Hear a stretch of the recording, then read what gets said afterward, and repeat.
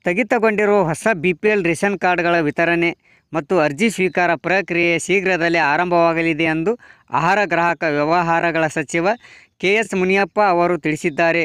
ಉಡುಪಿ ಜಿಲ್ಲಾಧಿಕಾರಿಗಳ ಕಚೇರಿಯಲ್ಲಿ ಶುಕ್ರವಾರ ಇಲಾಖಾ ಪ್ರಗತಿ ಪರಿಶೀಲನಾ ಸಭೆಯ ನಂತರ ಸುದ್ದಿಗಾರರೊಂದಿಗೆ ಮಾತನಾಡಿ, ಮುಂದಿನ ತಿಂಗಳಿನಿಂದ ಹೊಸ BPL ರೇಷನ್ ಕಾರ್ಡ್ಗಳಿಗೆ ಅರ್ಜಿ ಸ್ವೀಕಾರ ಮತ್ತು ವಿತರಣೆ ಪ್ರಕ್ರಿಯೆ ಪ್ರಾರಂಭವಾಗಲಿದೆ ಎಂದು ಹೇಳಿದರು. ಈ ಪ್ರಕ್ರಿಯೆಯು ರಾಜ್ಯದ ಎಲ್ಲ ಜಿಲ್ಲೆಗಳಲ್ಲಿ ಕ್ರಮಬದ್ಧವಾಗಿ ನಡೆಯಲಿದ್ದು, ಅರ್ಹ ಕುಟುಂಬಗಳಿಗೆ ಆದ್ಯತೆಯ ಮೇಲೆ ರೇಷನ್ ಕಾರ್ಡ್ಗಳನ್ನು ವಿತರಿಸಲಾಗುವುದು. ಈ ಯೋಜನೆಯ ಮೂಲಕ ಸರ್ಕಾರವು ಬಡತನ ರೇಖೆಗಿಂತ ಕೆಳಗಿರುವ ಕುಟುಂಬಗಳಿಗೆ ಆರ್ಥಿಕ ಮತ್ತು ಸಾಮಾಜಿಕ ಸಹಾಯವನ್ನು ಒದಗಿಸುವ ಗುರಿಯನ್ನು ಹೊಂದಿದೆ ಎಂದರು. ವರದಿ ಸಮಯ ಟಿವಿ ಕೆ ನ್ಯೂಸ್ ಉಡುಪಿ.